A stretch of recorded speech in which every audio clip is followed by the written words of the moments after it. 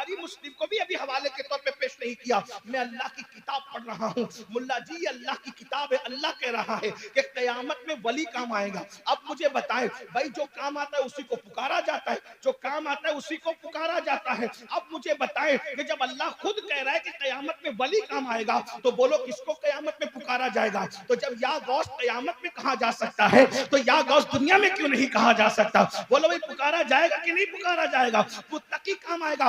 अरे जब मुत्तकी काम आएगा तो मेरे गौस मुत्तकी नहीं है, गौसे आजम इमाम मुत्तका बन्नो का, वो मुत्तकियों के इमाम है। अल्लाह अकबर, मेरे गरीब नवाज तो मुत्तकियों के इमाम है। अल्लाह अल्लाह, तो ये सब कयामत में काम आएंगे। कौन कह रहा है? अल्लाह पाक कुरान में फरमा रहा है। ये वली की शान समझ में आई। अब दूसरे नंबर पर आइए, वली का मकाम क्या है, वली की शान क्या है। एक बात अर्ज करूं और अपनी गुफ्तगू को एंड की तरफ ले जाऊं, टाइम ज्यादा हो गया, दूसरों की हकलफी करना नहीं है, मेरा वक्त तो पूरा हुआ, 20 मिनट मेरे पास बचे हैं, जल्दी जल्दी अपने उन्वान पे पढ़ करके रुखसत होना चाहता हूं। तवज्जो फरमाए, गौर फरमाए। अब कुरान वली की शान क्या बयान कर रहा है, आपने सुना होगा, बार बार सुना होगा, मैं सिर्फ उन्वान के तहत बयान कर रहा हूं, मैंने शायद इसको यहाँ कभी बयान नहीं किया।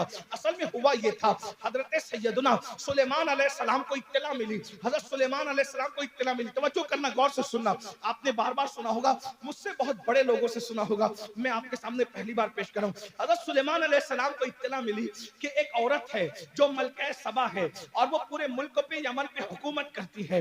और ये खबर किसने दी पता है? ये खबर हुदूद ने दी। किसने दी? हुदूद ने। अब सूरतुन नमल का खुलासा पेश करने लगा, उलमा की तवज्जो चाहिए दुआ के लिए।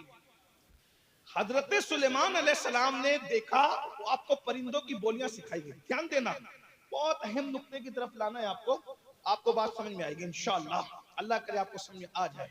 इसलिए कि आप भी यूट्यूब के नाबालिग मुहक्किकों पे बहुत फिसल रहे हो। हाँ, ओ फलां ने कुरान का हवाला दे, अरे कुरान का हवाला सही है, उसके पीछे जो बकबक कर रहे हैं ना वो गलत है, ये बात है। अब बात सुने, हाँ, यानी कि पैकिंग बहुत खूबसूरत है, लेकिन अंदर जो गलाजत भर के दे रहा है ना, वो उस तक आपकी नजर नहीं जा रही है। उलमा का तड़पना इसलिए है, उलमा का बिलकना इसलिए है, वरना तुम्हारा गुमराह होना उलमा को नुकसान नहीं पहुंचा सकता।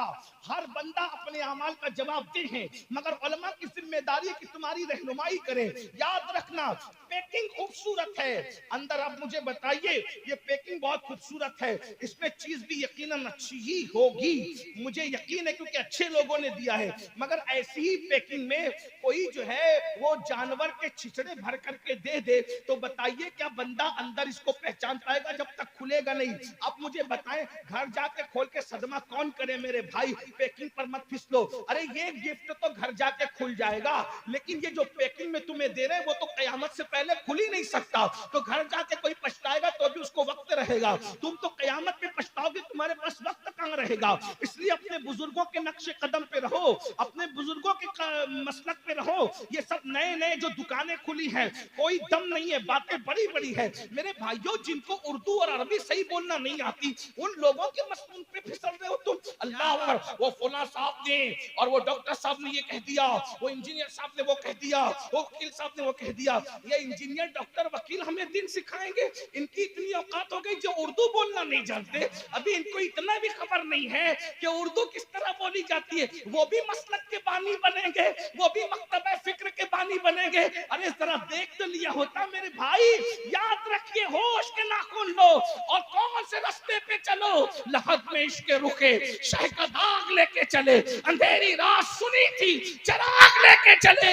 तेरे गुलामों का नक्शे कदम है राह खुदा, वो क्या बहक सके जो ये सुराग लेके चले। जिना बनेगी मुहिब्बान चार यार की कब, जो अपने सीनों में ये चार बाग लेके चले। बहरहाल